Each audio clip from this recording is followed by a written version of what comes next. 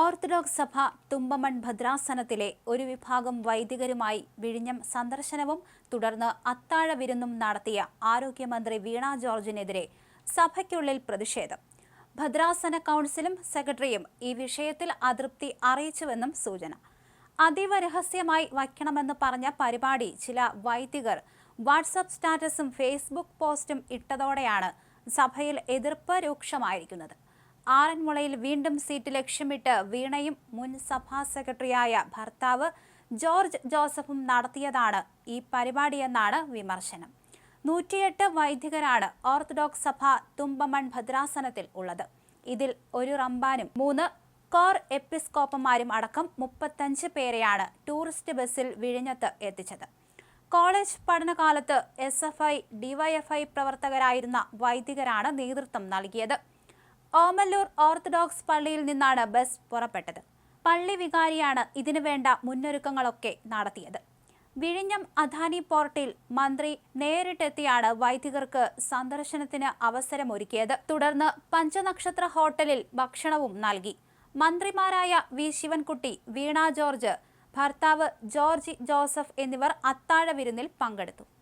വിഴിഞ്ഞം തുറമുഖം സന്ദർശിക്കുന്ന പടങ്ങൾ പുറത്തുവിട്ടാലും അത്താഴ വിരുന്നിന്റെ ചിത്രങ്ങൾ ആരെയും കാണിക്കരുതെന്ന് കർശന നിർദ്ദേശം വൈദികർക്ക് നൽകിയിരുന്നു.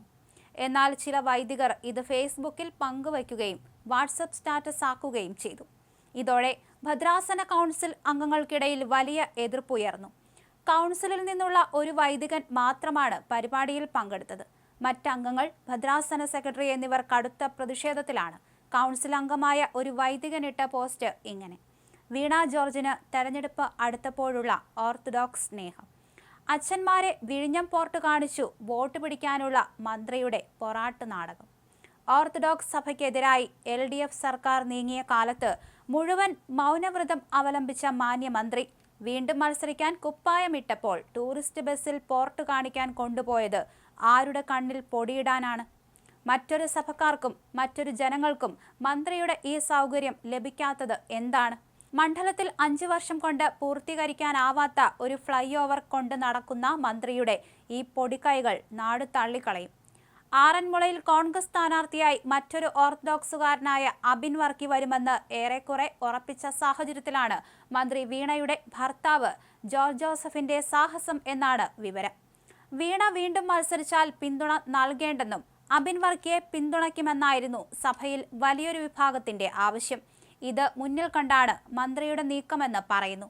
എന്നാൽ ഓർത്തഡോക്സ് സഭയിൽ ഭിന്നതയുണ്ടാക്കി അത് മുതലെടുത്ത് മുന്നോട്ടു പോകാനുള്ള തന്ത്രമാണ് ജോർജ് ജോസഫ് മെനയുന്നത് എന്ന ആക്ഷേപം സത്യമാണ്.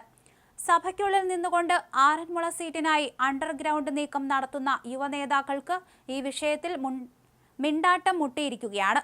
തങ്ങൾക്ക് സീറ്റ് കിട്ടില്ലെന്ന് വന്നതോടെയാണ് ഇവർ മൗനം പാലിച്ചിരിക്കുന്നത്.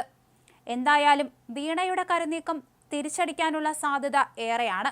സഭയെ ഹൈജാക്ക് ചെയ്യാനുള്ള മുൻ സെക്രട്ടറിയുടെ നീക്കമായിട്ടുകൂടിയാണ് ഇതിനെ കാണുന്നതും.